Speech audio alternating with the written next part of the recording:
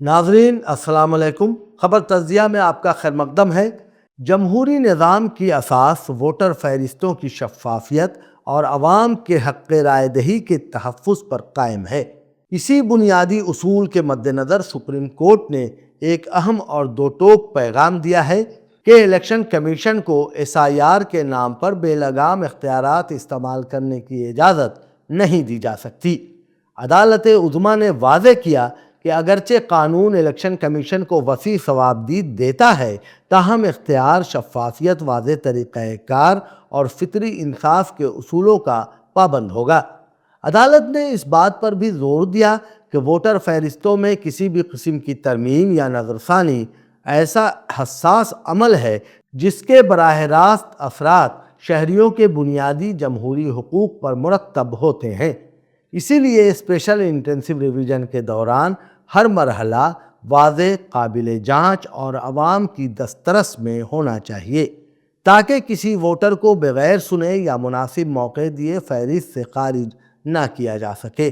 عدالت نے یہ بھی اندیا دیا کہ محض قانونی اختیار کا حوالہ دے کر منمانے فیصلے جمہوری روح کے منافی ہیں۔ ووٹر فہرستوں کی تطہیر کے نام پر اگر شفافیت اور فطری انصاف کو نظر انداز کیا گیا تو اس سے نہ صرف عوامی اعتماد مجروح ہوگا بلکہ انتخابی عمل کی ساکھ بھی خطرے میں پڑ سکتی ہے۔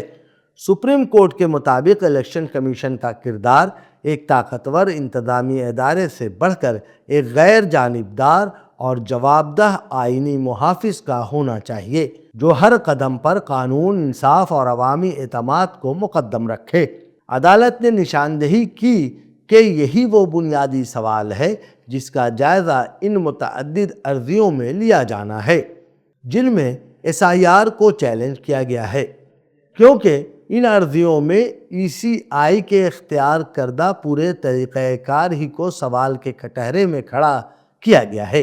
بینچ نے کہا، اس سوال کی اہمیت اس لیے ہے جب آپ یہ کہتے ہیں کہ رجسٹریشن آف الیکٹرکس رولز 1960 اس کارروائی پر لاگو نہیں ہوں گے، تو ہمیں یہ بھی دیکھنا ہوگا کہ ان قواعد کی دفعہ 13 6 دستاویزات پیش کرنے کی اجازت دیتی ہے، جبکہ آپ کے ایس آئی آر کے حکم نامے میں 11 دستاویزات درج ہے۔ کیا آپ دستاویزات کی تعداد بڑھا یا کم کر سکتے ہیں؟ کیا آپ یہ کہہ سکتے ہیں کہ ہم ان 6 دستاویزات کو نہیں دیکھیں گے؟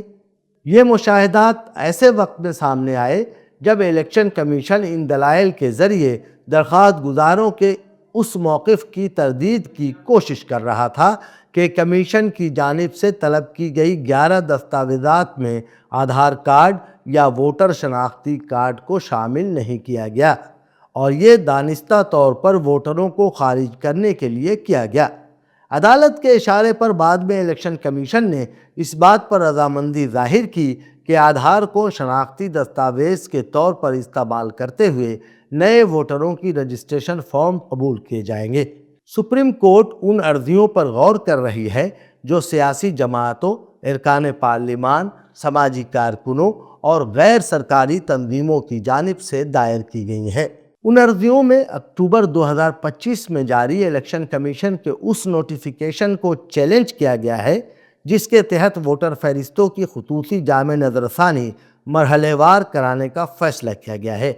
یہ عمل بہار میں مکمل ہو چکا ہے، جبکہ کیرالہ، تمل ناڈو اور مغربی بنگال سمیت کئی ریاستوں اور مرکز کے زیر انتظام علاقوں میں، بالخصوص انتخابی ریاستوں میں، یہ کارروائی تاحال جاری ہے۔